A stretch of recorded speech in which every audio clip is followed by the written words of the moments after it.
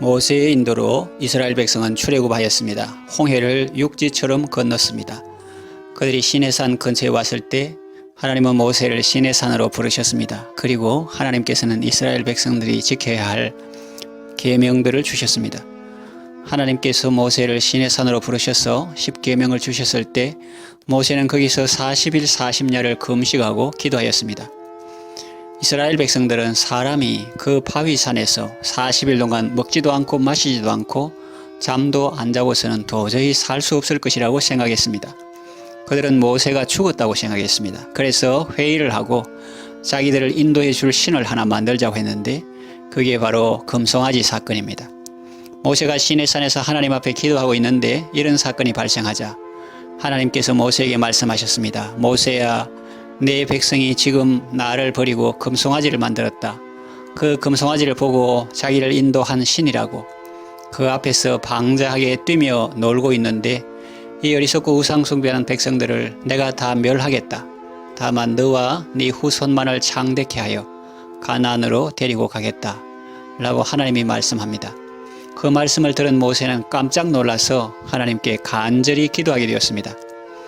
모세는 금송아지 사건 때문에 3번을 기도하게 되었습니다. 첫 번째 기도의 내용은 2가지인데 출애굽기 32장 11절 12절입니다. 먼저 11절입니다. 모세가 그 하나님 여호와께 구하여 가로되 여호와여 어찌하여 그 큰 권능과 강한 손으로 애굽 땅에서 인도하여 내신 주의 백성에게 진노하시나이까 그랬습니다. 주여 어찌하여 주의 백성에게 진노하십니까? 이게 모세가 한 첫 번째 말입니다. 이 말의 의미가 뭐겠습니까?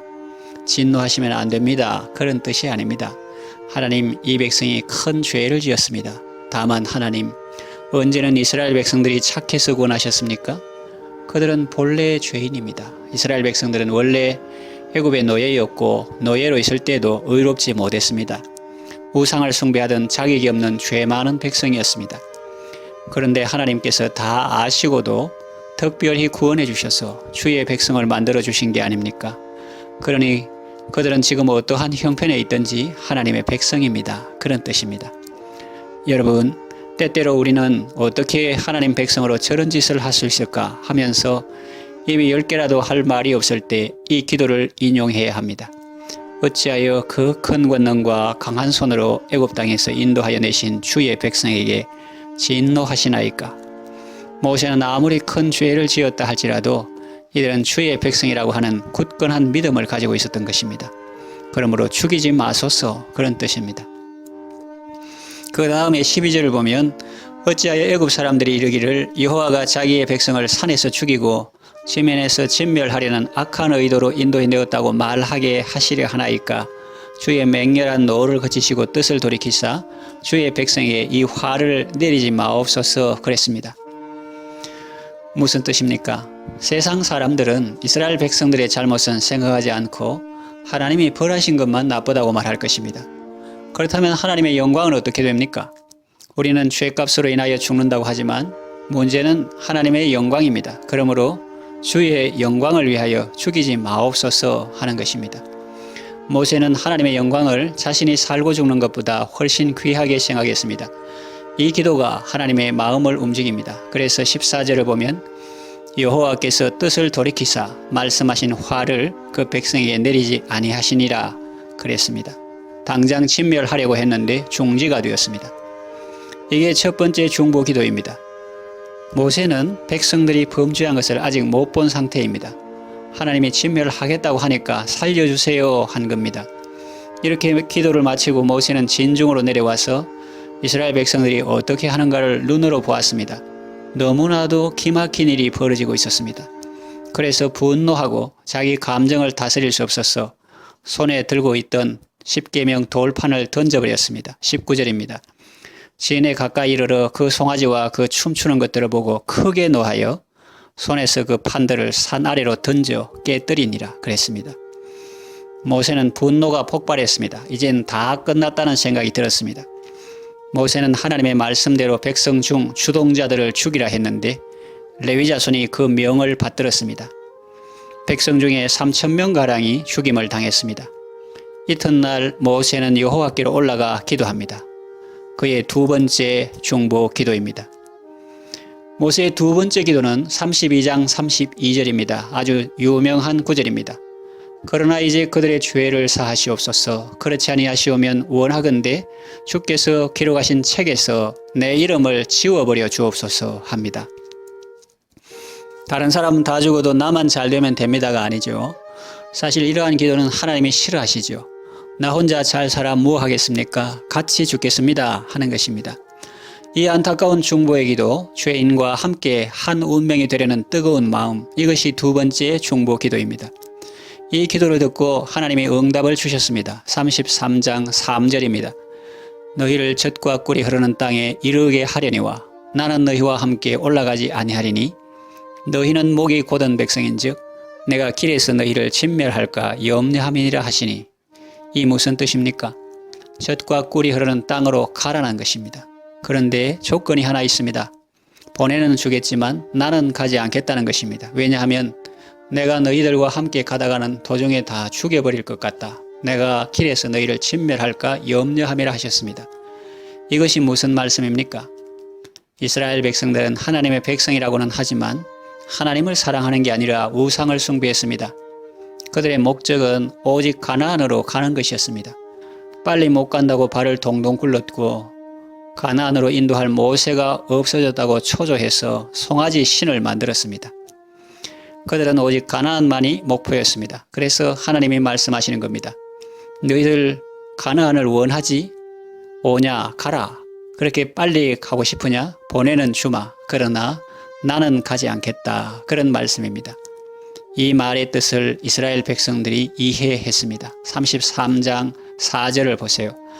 백성이 준엄한 말씀을 듣고 슬퍼하여 한 사람도 자기 몸을 단장하지 아니하니 그랬습니다.